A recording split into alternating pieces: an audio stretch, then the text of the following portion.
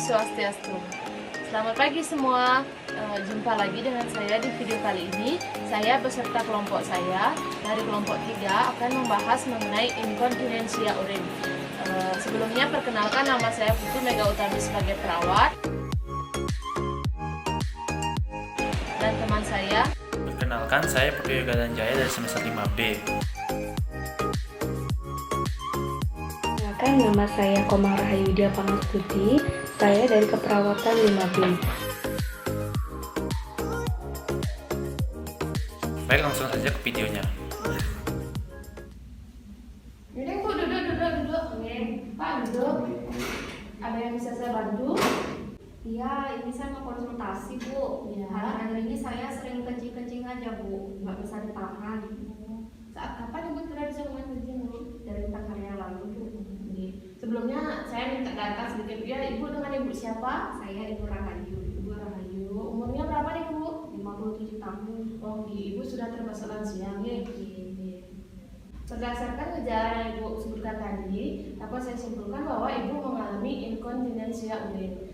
Di mana inkontinensia urin ini merupakan kesulitan seseorang dalam menahan kencing.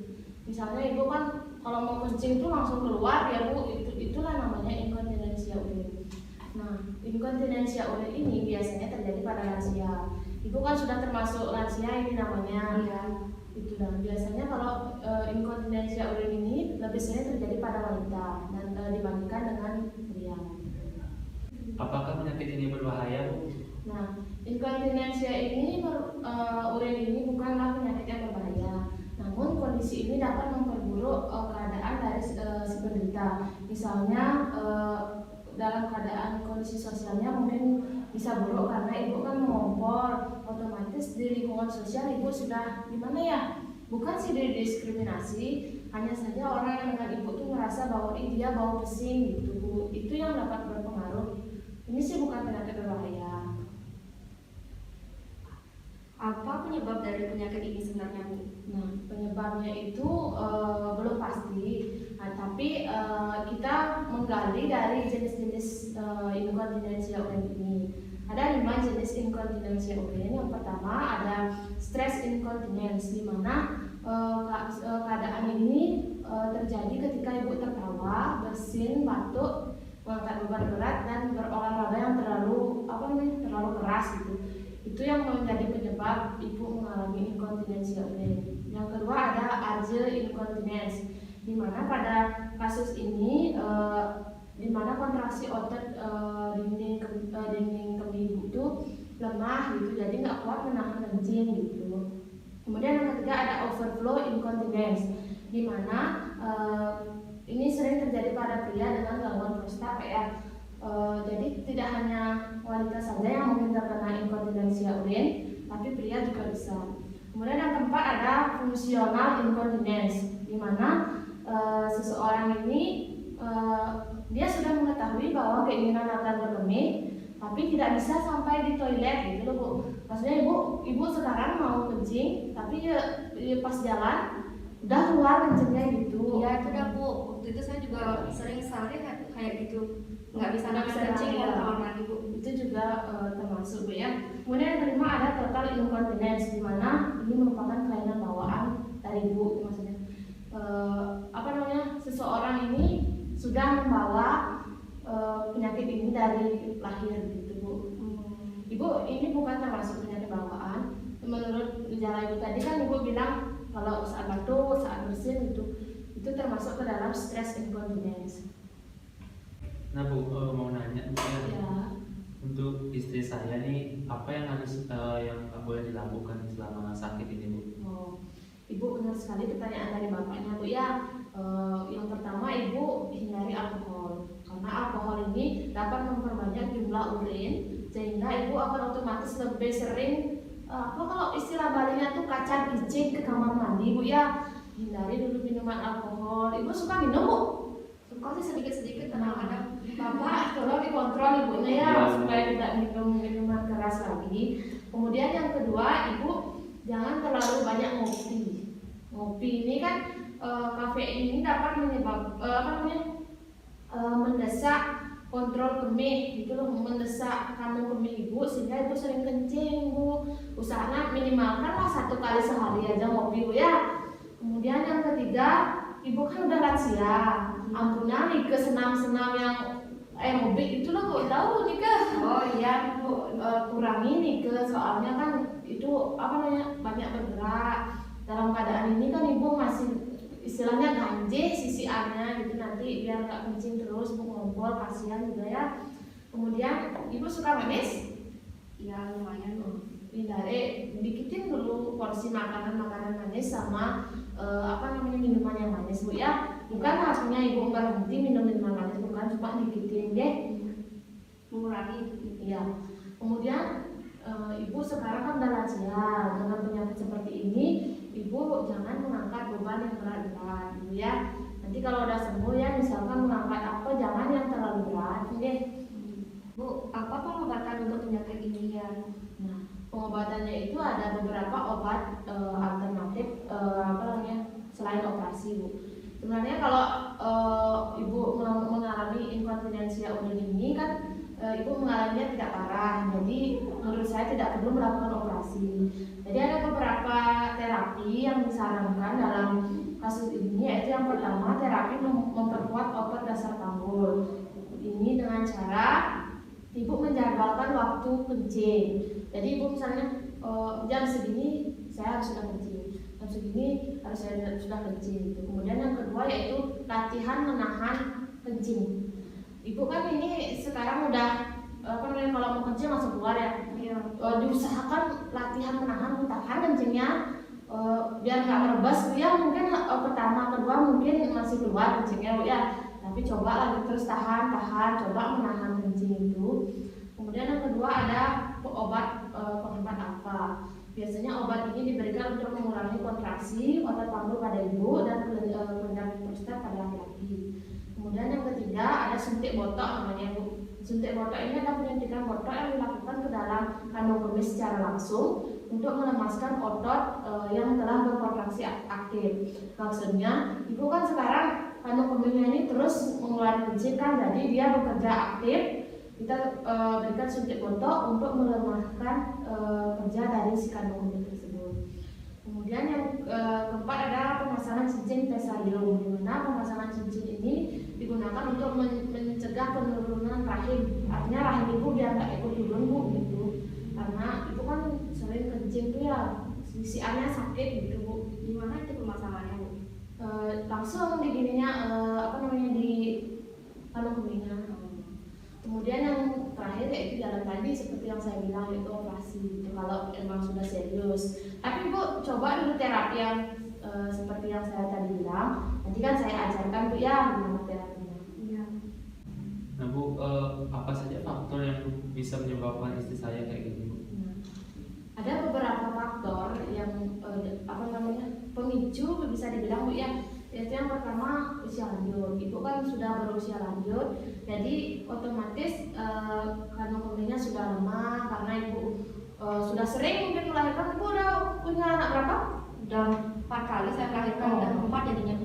Udah 4 ya, berarti 4 kali melahirkan, otomatis apa namanya jelek. Apa kalau bahasa Balinya itu sisiannya subuh berten itu kata orang-orang kan ya itu dah. Kemudian yang kedua ada jenis kelamin wanita. Kenapa jenis kelamin ini menjadi faktor? Karena di panggul ini selain ada kandung kemih dan alat saluran kencing, di sana juga ada rahim bu. Jadi kan bayi lahir otomatis panggul itu terdorong kan untuk membuka. Jadi itu sebagai faktor juga bu. Kemudian yang ketiga keturunan. Jadi keluarga ibu mungkin ada yang mengalami gini apa namanya penyakit ini. Siapa ya? Mungkin kakeknya kali ya. Mungkin kayaknya ada salah satu keluarga mungkin kakek saya itu dah, makanya kan ibu juga mengalami gitu. Kemudian merokok juga bisa disebabkan bu. Kemudian ada operasi pengangkatan rahim, mungkin ibu nggak pernah kan ya? Berarti itu bukan. Kemudian ada kalau misalnya di laki-laki itu pengobatan kanker prostat. Bu, apakah penyakit ini dapat disembuhkan? Ya. Dari hasil riset atau penelitian, tidak hanya ibu yang mengalami inkontinensia urin ini bu ya, di mana 80% orang dengan inkontinensia urin ringan seperti ibu dapat disembuhkan tanpa operasi. Sedangkan dengan pasien yang inkontinensia urinnya ini serius, mereka akan melakukan operasi. Di mana operasi ini biasanya sekitar 20% dari orang yang terkena inkontinensia urin ini berlaku. Ada lagi Pak yang ditanyakan? Untuk komplikasinya bagaimana Bu? Nah sebenarnya kalau misalnya semua penyakit kalau tidak ditangani secara cepat pasti ada komplikasinya Bu ya. Nah dari inkontinensia urin ini ada beberapa komplikasi yang mungkin terjadi jika ibu tidak segera melakukan pengobatan. Yaitu yang pertama masalah kulit seperti ruam, infeksi dan luka kulit di bagian paha dan area gininya tuh area apa namanya vagina ibu, karena kan sering terkena air seni jadi kan lembab ya Bu gitu. Mungkin ada masalah kulit nantinya. Kemudian yang kedua infeksi saluran kemih yang sering kambuh. Jadi nanti kalau misalnya ibu tidak merawat mungkin saja bakalan ada infeksi saluran kemih Bu. Lain lagi jurusannya dia, bukan lagi inkontinensia urin ya. Kemudian yang ketiga mungkin ada pengaruh negatif di kehidupan sosial. Seperti yang saya katakan tadi, kan ada ibu mungkin dibilang pesing, nanti ibu tidak diajak karena ibu sering ngompol gitu. Nah, dari penjelasan saya tadi, apakah ibu akhir-akhir ini mengalami stres Bu ya? Iya, akhir ini saya banyak pikiran Bu, karena COVID-19 ini saya dipecat, karena memang saya juga sudah lansia, jadinya nggak ada pekerjaan jadinya Bu gitu. Susah Bu ya. Dengan situasi seperti ini, dengan usia saya yang sudah senja, saya susah Bu untuk nyari penghasilan lah untuk makan sehari-hari, jadi saya stres Bu. Ya bapaknya juga udah nggak kuat kerja Bu ya, gimana mamanya? Ya soalnya dulu saya pernah dipecat Bu, saya stres sampai sekarang saya mikirin saya benci sekali sama bos saya. Ya ibu nggak usah itu dipikirin Bu ya. Nanti kalau ibu terus berpikir itu nanti gini memperburuk keadaan ibu ya. Ya Bu. Bagaimana Bu? Pak, apakah sudah bisa dipahami mengenai penjelasan saya tadi? Sudah Bu. Sudah Bu. Bagus. Nanti ibu sampai rumah terapkan apa yang saya katakan tadi Bu ya. Ingat ibu harus berhenti minum minuman alkohol dulu, kopinya sedikitin Bu ya. Nanti bapak tolong dikontrol ibunya ya. Ya baik Bu. Ibu juga tolong nanti kalau misalnya dinasihati sama bapaknya dengarkan Bu ya demi kesehatan ibu. Ya, Bu. Mungkin ada lagi Bu? Tidak, mungkin cukup. Ya, makasih Bu Ya, ya. terima kasih ya. Oke, semua. Baik, itulah tadi video mengenai inkontinensia urin. Jadi dapat disimpulkan bahwa inkontinensia urin adalah keadaan di mana seseorang sulit untuk mengontrol kencing. Biasanya terjadi pada lansia wanita karena wanita tersebut mengalami proses hamil dan melahirkan. Jadi otomatis rongga panggul itu akan melebar. Kemudian adapun penyebab dari inkontinensia urin ini yaitu yang pertama stress incontinence, yang kedua yaitu urgent incontinence, yang ketiga overflow incontinence, yang keempat ada functional incontinence, dan yang terakhir ada total incontinence. Kemudian ada juga obat-obatan. Obat-obatan misalnya obat-obatan penekan kanker juga termasuk ke dalam penyebab inkontinensia urin. Kemudian ada obat depresi atau obat depresan. Kemudian apakah inkontinensia urin ini dapat disembuhkan? Inkontinensia urin ini dapat disembuhkan dengan cara seperti yang tadi saya katakan, ada beberapa terapi yang kita gunakan seperti senam Kegel, kemudian pemasangan cincin pada pada panggul, kemudian beberapa obat-obatan, dan yang terakhir ada operasi. 80% orang dengan inkontinensia urin ini biasanya sembuh tanpa melalui operasi. Hanya 20% wanita dengan inkontinensia urin yang serius harus dilakukan operasi. Kemudian ada beberapa komplikasi dari inkontinensia urin itu. Yang pertama yaitu lecet pada bagian kulit karena terlalu sering terkena air seni. Yang kedua ada bisa dibilang seperti infeksi saluran kemih yang sering kambuh. Kemudian yang ketiga ada yaitu kesenjangan sosial antara si lansia 1 dengan lansia 2. Otomatis orang dengan inkontinensia urin ini akan malu atau nervous dengan keadaannya, yaitu yang berbau pesing karena sering mengompol karena dia sulit mengontrol keluarnya air kencing tersebut. Baik, itulah tadi sekian mengenai kesimpulan yang dapat kelompok kami sampaikan. Jika ada salah kata atau pemahaman kami yang kurang, saya mohon maaf. Untuk akhir kata saya ucapkan terima kasih. Om Santi Santi.